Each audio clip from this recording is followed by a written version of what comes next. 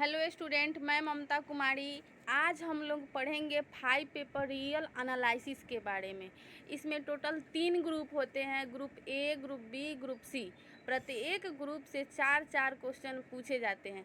Group A में पढ़ना है function of several variable. Group B में पढ़ना है Riemann integral, RS integral, improper integral, beta gamma function. Group C में पढ़ना है यूनिफॉर्म कन्वर्जेंस। हम लोग स्टार्ट करेंगे ग्रुप सी का फर्स्ट चैप्टर से, linear differential equation with variable coefficients. इसका डेफिनीशन हम लोग देखेंगे। डेफिनीशन यहाँ पे दिया गया है। A differential equation in the form d2y upon D x square plus p d y by D x plus q y is equal to r. इसको इक्वेशन 1 मान लिया गया है। Where p q and r function of x, यानी p q और r जो है वो एक्स का फंक्शन है। Is called linear differential equation of second order with variable coefficients.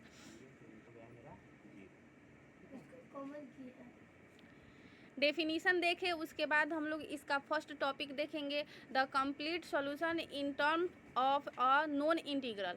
इसका एक्सप्लेनेशन यहाँ पे दिया गया है। इसका एक्सप्लेनेशन बहुत ही इजीली है, आप लोग देख सकते हैं। The given differential equation is d2y by D x square plus p d y by D x plus q y is equal to r. इसको इक्वेशन 1 मान लिया गया है। जो पिछले वाला इक्वेशन था उसी को यहाँ पे लिखा गया है। Let y is equal to u be the known integral of complementary function of the given differential equation 1, that is y is equal to u is the solution of equation d2y by dx square plus p dy by dx plus qy is equal to 0। ये equation 1 का ही लिया गया है, लेकिन यहाँ पे r is equal to 0 put कर दिया गया है। इसके बाद इसके according that is y is equal to u के अकॉर्डिंग हम लोग यहाँ पे y के जगह पे u पुट करेंगे और इसको इक्वेशन 2 मान लेंगे। Let y is equal to u v equation 3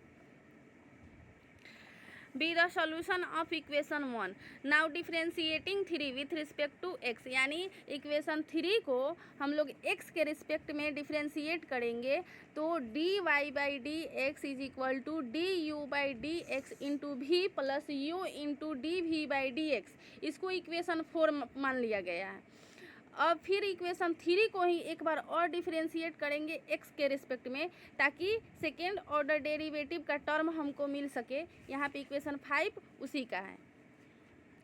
next, putting the value of 3, 4 and 5 in 1।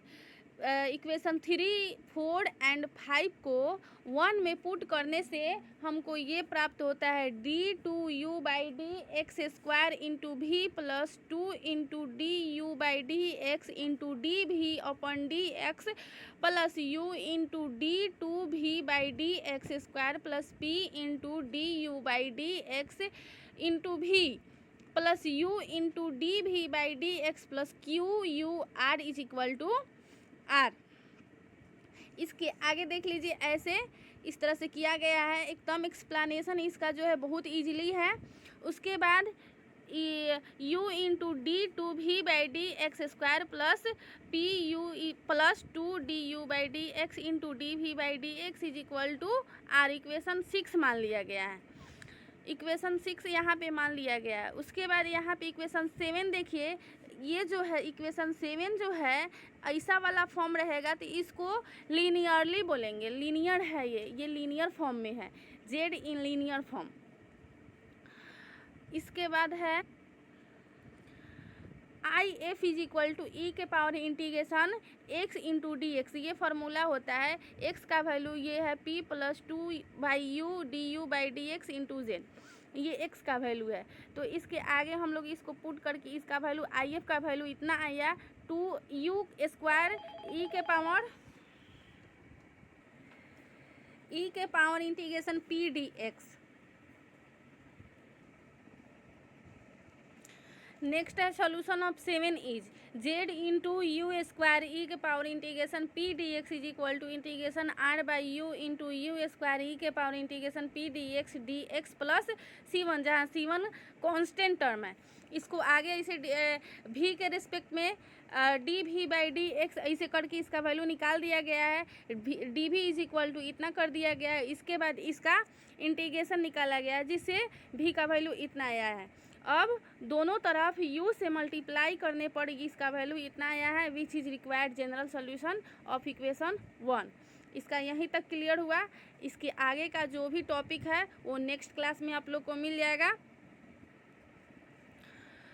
So student, I hope आप लोग को ये टॉपिक समझ में आ गया होगा अच्छा से। एंड मेरे चैनल को लाइक शेयर एंड सब्सक्राइब ज़रूर कीजिए। Thank you so much.